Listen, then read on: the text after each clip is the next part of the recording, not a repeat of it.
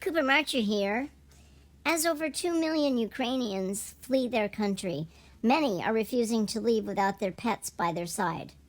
And who could blame them? Across social media, photos have popped up of people and their animals attempting uncertain border crossings or huddling in bomb shelters or subway stations.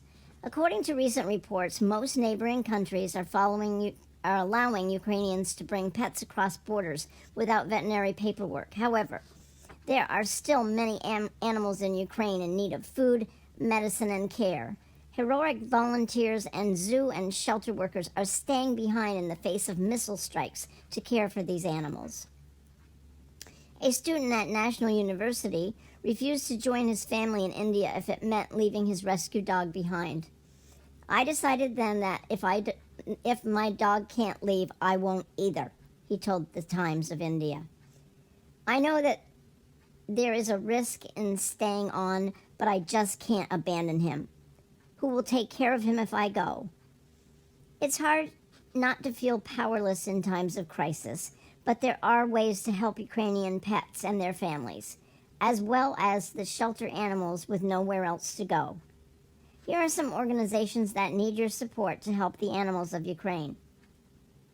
The IFAW has been working with partner shelters to provide funds for pet food, veterinary supplies, and staff wages.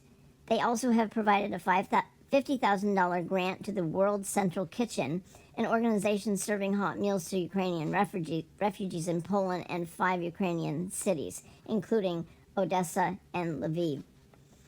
U Animals is collecting donations to support animal shelters left with dwindling food and supplies due to the Russian invasion. So far, they have sent assistance to a growing list of shelters across Ukraine, including Give a Paw, Chance for Life, PIF, and Sirius. Volunteers in shelters and rehabilitation centers will never abandon their animals and will stand until the last, reads a Facebook post. Happy Paw is another nonprofit that supports shelter animals in Ukraine and promotes the humane treatment of stray animals. They are currently working on collecting information regarding shelter conditions and urgent needs. According to their data, all animals that are alive and there is food for the next few days. The biggest problem is that no delivery service is currently able to deliver the necessary food and groceries to the shelters. And also, in the absence of fuel for vehicles and the possibility in some regions to withdraw cash or calculate a grocery card, they wrote in recent posts on Facebook. Excuse me, got a little tongue twisted. There's a Romanian nonprofit that has been advocating for animals since 2016 and is now at the border making sure that no family crossing over to Ukraine has to leave their pet behind.